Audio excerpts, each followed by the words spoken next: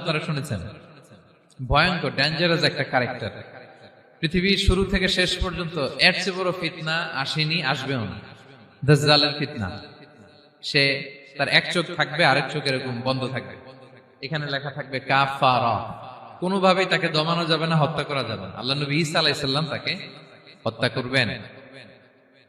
তো যে ব্যক্তি সূরা কাহাফ তেলাওয়াত করবে, সূরা কাহাফের প্রথম 10 আয়াত বিশেষ করে মুখস্থ রাখবে, আল্লাহ তাআলা উসিমা মিন ফিতনাতিদ দাজ্জাল, দাজ্জালের ফিতনা থেকে তাকে বাঁচাবেন। সূরা কাহাফের মধ্যে একটা শব্দ আছে ওয়ালিয়াতালাত্তাফ। যারা কোরআন পড়েছেন দেখে থাকবেন, না দেখলে আজকে বাসায় যে দেখবেন, একটা শব্দ আছে ওয়ালিয়াতালাত্তাফ। দেখবেন কোরআনের মধ্যে এই শব্দটা বোল্ড করা, মোটা কালি দিয়ে লেখা, bold.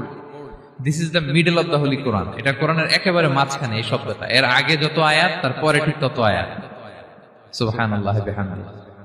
This is the middle of the holy Quran, এবং এটা সূরা কাহাফের মধ্যে আছে ওয়ালিয়াতালাত্তাফ শব্দটা আপনারা দেখবেন। এবং এই সূরাটা নবুয়তির ৫ম বৎসরে নাজিল হয়েছিল, আবিসিনিয়াতে হিজরতের পূর্বে।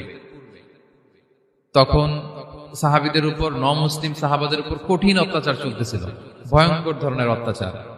তো এই সূরাটা নাজিল করে আল্লাহ তাআলা ওনাদেরকে সান্ত্বনা দিলেন এবং বুঝাতে চাইলেন, এই অত্যাচার, এই জুলুমের শিকার শুধু তোমরাই হচ্ছ না, এর আগেও হয়েছে অনেকে। 7 জন যুবক ছিল রোমান সাম্রাজ্যে, তারা তাদের ঈমান বাঁচানোর জন্য এরকম কষ্টের শিকার হয়েছিল, এবং তারা যে স্বপ্ন দেখেছিল সেই স্বপ্ন আল্লাহ তাআলা বাস্তবায়ন করেছেন। তো এই ঘটনাগুলো শুনিয়ে বেসিক্যালি মক্কার যে নও-মুসলিম সাহাবারা, তাদেরকে আল্লাহ তাআলা সান্ত্বনা দিচ্ছিলেন যে ফ্রাস্ট্রেটেড হওয়ার কিছু নেই। ওয়ালা তাহিনু ওয়ালা তাহজানু ওয়া আনতুমুল আ'লাউনা ইন কুনতুম মুমিনিন। হতাশ হবে না, চিন্তিত হবে না, বিজয় তোমাদেরই হবে যদি তোমরা মুমিন হও, যদি তোমরা বিশ্বাসী হও, তোমাদের ঈমানের দাবিতে যদি তোমরা সত্যবাদী হও। এই সূরাটা নাজিলের একটা প্রেক্ষাপট আছে।